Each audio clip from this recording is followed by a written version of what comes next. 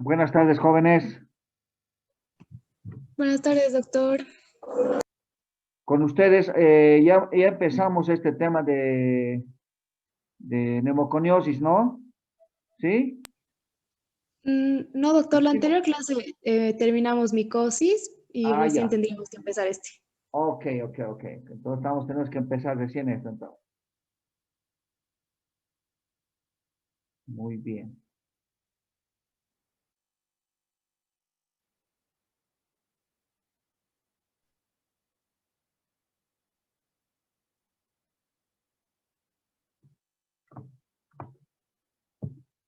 Bueno, entonces mientras sus compañeros entran, vamos a ir avanzando. Ya está gran porcentaje en línea. Bueno, en esta oportunidad vamos a avanzar otro tema que tal vez está bien correlacionado con las enfermedades pulmonares intersticiales, que de alguna forma en esta patología que vamos a hablar se va a comprometer el intersticio pulmonar. Entonces podemos decir que a manera de introducción, que la explotación del subsuelo terrestre como fuente de recursos, desde luego, han sido obviamente constantes en la historia, obviamente, de la humanidad, ¿no? Como sucede actualmente en nuestro país, que en la historia siempre se ha estado explotando el subsuelo terrestre, como son los centros mineros de Potosí, ¿no? Algunos podemos decir por La Paz, qué sé yo. Sin embargo, durante la extracción de estos minerales, durante el procesado, la elaboración, generalmente van a producir, obviamente, o van a generar partículas de polvos inorgánicos que al inhalarse las mismas van a desencadenar diferentes patologías, obviamente respiratorias, no diferentes, sino van a causar obviamente lesiones pulmonares que en términos generales se le ha asumido como neumoconiosis. Sin embargo, estos polvos inorgánicos que pueden causar son las siguientes enfermedades. Pueden desencadenar, obviamente, como el EPOC, o sea, una enfermedad pulmonar obstructiva crónica, sobre todo quienes están expuestos a la sílice, el carbón o cadmio, asbesto, cobalto y aluminio. La neumoconiosis, propiamente dicho, por el carbón, la sílice, el cualín, talco, pizarra, hierro, berilio. Puede desencadenarse una granulomatosis pulmonar como es el berilio, que son las beriliosis. La fibrosis pulmonar intersticial, quienes obviamente inhalan sílice, asbesto, cobalto. Puede desencadenar cáncer de pulmón aquellos que explotan o trabajan en los centros mineros, sin embargo expuestos a las partículas de sílice, asbesto y cobalto. Mesotelioma pleural, aquellos que también inhalan el asbesto. Y la afectación pleural benigna que puede causar también el asbesto. Entonces, de manera que, a manera de introducción, podemos decir que todos estos polvos inorgánicos pueden desencadenar diferentes enfermedades. Sin embargo, nosotros mencionaremos unas cuantas, que desde luego hay muchas. Entonces, en términos generales, podemos decir las neumoconiosis son enfermedades pulmonares debidas a la inhalación de amianto y sílice, u otros silicatos que desde luego se constituyen en las neumoconiosis de mayor prevalencia. Una vez que sean instaurados, ¿no? Van a presentar escasas posibilidades terapéuticas, pero sin embargo pueden ser evitables si es que se aplican medidas preventivas adecuadas. Nos está queriendo decir en términos generales que una vez que ya se ha instaurado la lesión pulmonar por la inhalación de estos compuestos orgánicos, ya muchas veces difícil de aplicar tratamiento o conductas terapéuticas. No existe. Ya una vez que el pulmón se ha lesionado, se ha fibrosado, es inevitable volver para atrás. Por tanto, una de las medidas curativas, más que curativas, sería mejor las medidas preventivas, es evitar la exposición, ¿no? O evitar o reducir, digamos, a la carga de estos polvos inorgánicos utilizando diferentes medios de protección de las vías respiratorias, lo que en términos comunes llamamos el pulmosan, el 3M, que son esas mascarillas de protección de las vías respiratorias que se han estado inclusive utilizando, no los barbijos, ¿no? Sino hay unas mascarillas 3M que también se utilizan en estos lugares donde se explotan estos minerales, que en realidad está sujeto a lo que es prácticamente sobre lo que es la seguridad industrial. Entonces abordaremos sobre la silicosis. La silicosis va a ser desencadenada por la inhalación y depósito de partículas de sílice que van a provocar, desde luego, en el tiempo de exposición, la producción de grandes cantidades de tejido colágeno. Desde luego van a afectar al parénquima pulmonar y a la larga van a causar una lesión fibrótica en forma difusa. Generalmente esto se va a presentar en aquellas personas o mineros que trabajan en la industria, que desde luego que emplean como materia prima, o sea, la sílice, sobre todo durante la fabricación de cerámicas, o puede ser una alfarería o ladrillos. Sin embargo, se ha dividido en tres grandes grupos de presentación clínica de la silicosis o de afectación. Una forma crónica subaguda aguda. La forma crónica puede ser simple o complicada. Obviamente, la silicosis simple se caracteriza por la presencia desde el punto de vista imagenológico, de pequeñas lesiones nodulares, redondeadas, que siempre van a estar comprometiendo los ápices pulmonares o los segmentos apicales o posteriores. Desde luego, obviamente, dependiendo del tiempo de exposición, empezarán a comprometer ambos campos pulmonares, campos medios y bases. Sin embargo, estas lesiones se van a detectar a través de estudios por imágenes, ¿no? Y por sí misma van a dar lugar, obviamente, tal vez muy pocos síntomas en etapas iniciales. Sin embargo, es más probable que también coexista asociada a otras patologías, como es el EPOC, sobre todo de origen por consumo de tabaco. Por lo general, la silicosis simple no progresa, ¿no? Si es que se interrumpe, obviamente, la exposición a la sílice. Entonces, se puede garantizar que el trabajador expuesto no sufra ninguna discapacidad funcional si es que nosotros interrumpimos en forma oportuna, ¿no? Antes de que se cause la lesión pulmonar. La silicosis complicada, obviamente, ya vamos a observar ya lesiones pulmonares que radiológicamente vamos a ver un patrón nodular en ambos campos pulmonares, hemos dicho siempre en los ápices pulmonares, y estos, de acuerdo a la Organización Internacional de Trabajo, hemos dicho que se dividen en diferentes tamaños, ¿verdad? Entonces acá, obviamente, serán nódulos mayores a 1 centímetro, ¿no? Que llegarán a unirse y formar masas conglomeradas, que son las famosas placas fibróticas, a través de los largos años que este paciente haya estado expuesto a la sílice. En ese contexto se presentarán síntomas como tos, posteriormente será húmeda como la expectoración, seguramente mucosa, si es que se agrega un proceso infeccioso será purulenta. Si este paciente es sometido a un examen funcional respiratorio como es la espirometría, seguramente vamos a poner en evidencia un defecto ventilatorio de tipo restrictivo.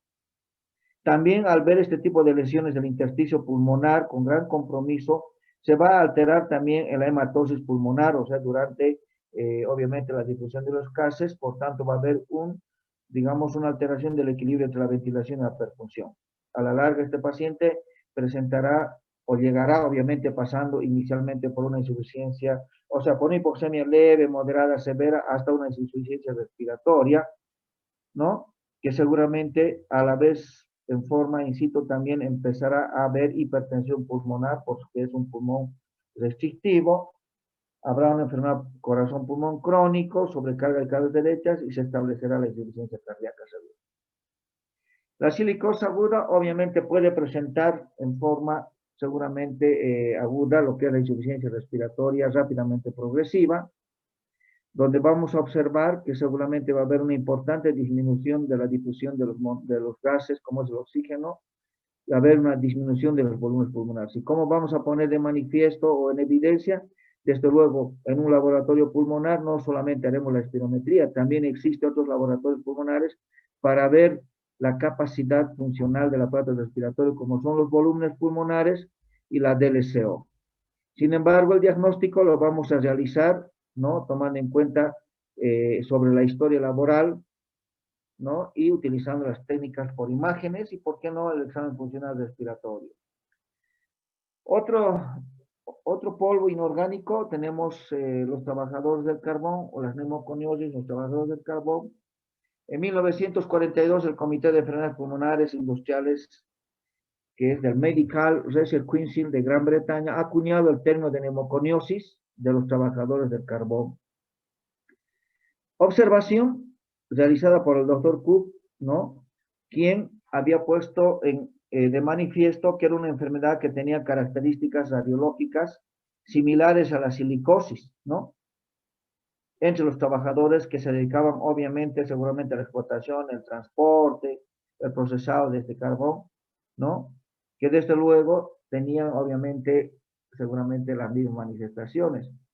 Y también podemos poner evidencia si la exposición es en menor tiempo, también tendrá un similar comportamiento a la mínima exposición a la sílice. Sin embargo, una exposición intensa que ocurre durante la extracción, procesado, el transporte, ¿no? Y los depósitos de este carbón que generarán polvo a las centrales térmicas o en las industrias siderúrgicas o en aquellas empresas que se ocupan de fabricar como materia prima utilizando el carbón de piedra, que son las baterías de PU, en la industria química, incluso durante la venta y el uso doméstico. ¿Esto a qué va? Antes, seguramente, si ustedes preguntan a sus papás o a sus abuelos, antes, ¿cómo hacían, qué combustible utilizaban para coccionar sus alimentos?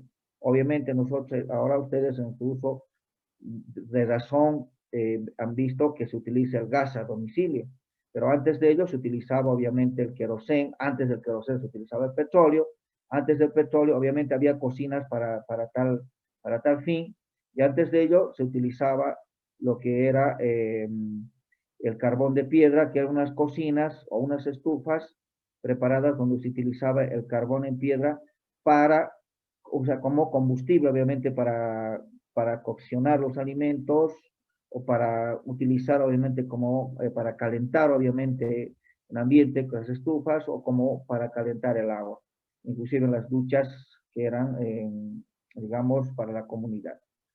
De manera que actualmente ya el carbón en piedra no se la utiliza, digamos, como combustible. Se utilizan con otros fines. Pero ustedes sí tienen conocimiento que pueden utilizarse el carbón, obviamente vegetal, que se utiliza para las famosas churrasqueras, o sea, ¿no? Los churrascos, donde hacen las churrasqueras, qué sé yo. Sin embargo, también las personas que habíamos dicho que están expuestos al polvo del carbón, generalmente van a desencadenar lesiones a nivel alveolar, conduciendo a la formación de una fibrosis pulmonar. Dependiendo del tiempo de exposición, causarán unas fibrosis masivas progresivas, con la formación, desde luego, de imágenes también nodulares, conglomerados, empezando siempre en los ápices pulmonares o en los cilios. Estos nódulos obviamente siempre estarán de predominio ápico posteriores y después irán a los segmentos del segmento superior del lóbulo inferior, segmento 6, ¿no? Que siempre será en forma asimétrica. Las formas simples no acompañan de síntomas ni alteraciones de la función pulmonar, pero las formas complicadas, que son las fibrosis masivas progresivas, donde frecuentemente sí se ha observado alteraciones pulmonares, obstrucción del flujo aéreo, defectos restrictivos, ¿no? Y alteraciones de la ventilación y perfusión. Obviamente, en ocasiones estas masas o estas fibrosis de masas progresivas pueden causar, dice, necrosis por isquemia, ¿no? Obviamente, o por procesos infecciosos crónicos como la tuberculosis, en estas zonas ya focalizadas en estos nódulos conglomerados, o puede también causar, obviamente, necrosis por infecciones por anaerobios, desde luego a la misma que se la llama como melanosis. En algunos mineros, obviamente, también se ha observado la presencia de grandes nódulos en ambos campos pulmonares mayor a 1 centímetro, llamado como el síndrome de Kaplan. El diagnóstico será, obviamente, a través de la historia laboral, por técnicas por imágenes, la tomografía axial computada con cortes de alta resolución, donde vamos a observar imágenes nodulares subpleurales con engrosamiento de los septos interacinares. Desde luego, ¿no? Irán algunas veces con consolidación, inclusive habrá bronquiectasis por tracción seguramente. Entonces, nos permitirá de alguna forma abordar al diagnóstico de que existe una lesión de fibrótica por inhalación de compuestos inorgánicos. Hemos dicho que la prevención es una de las medidas técnicas importantes para reducir, obviamente, o para evitar la disfunción pulmonar o las vigilancias, desde luego, en el cumplimiento, digamos, de los niveles de polvo, de exposición a polvos permitidos, y el diagnóstico médico precoz, obviamente, ha evitado la aparición de formas. ¿Qué quiere decir esto? Que las medidas técnicas se refiere a las medidas de bioseguridad, ¿no? Protección pulmonar, con los, qué sé yo, con estos mascarillas M3, hay que hacer el catastro pulmonar cada 6 o años, digamos, para ver la cantidad de polvo a la cual ha ingresado ese pulmón y hasta qué porcentaje tiene lesión de estos pulmones. Y el diagnóstico médico precoz, obviamente en el contexto de estos dos anteriormente mencionadas, para evitar obviamente que llegue este paciente a tener lesiones severas, graves e irreparables del pulmón. Por tanto, por eso es que en los centros mineros siempre se hacen los catastros pulmonares en forma anual, ¿no? Les hacen una radiografía de tórax, una tomografía, les hacen un examen funcional respiratorio y una gasometría arterial. A eso se llama el catastro pulmonar. Otras patologías asociadas a la exposición a sílice y polvo de carbón, que de alguna forma llegarán a empeorar las enfermedades de base, tenemos la esclerodermia. O sea, tanto a la exposición a la sílice, ¿no? Como es que va a desencadenar silicosis, va a aumentar el riesgo de la esclerodermia.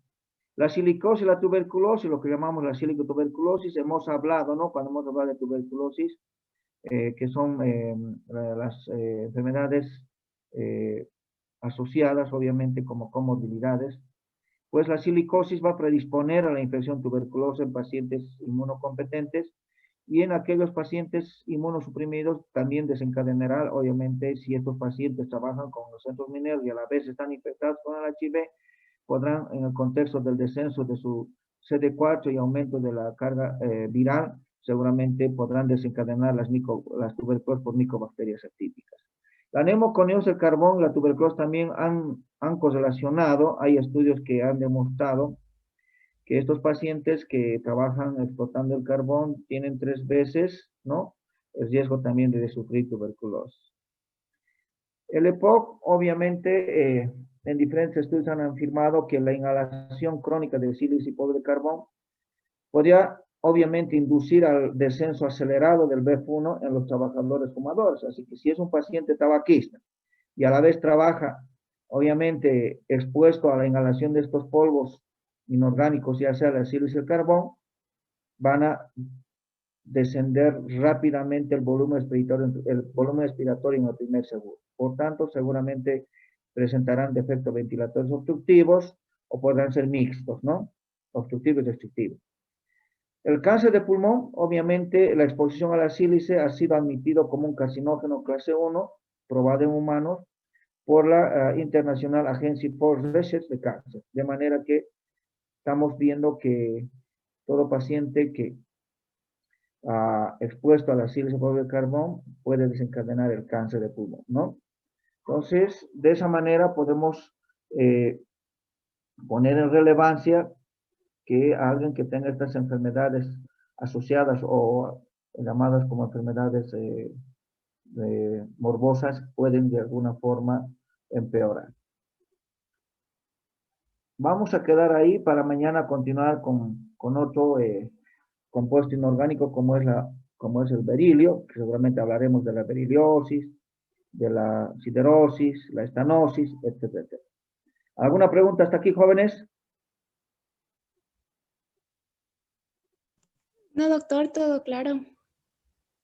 Bueno, si no hay preguntas, jóvenes, entonces mañana nos estaremos viendo para continuar con nuestro tema de avance. Muy buenas tardes, hasta luego, jóvenes. Hasta luego, doctor. Hasta luego, doctor. Hasta luego, jóvenes, hasta luego.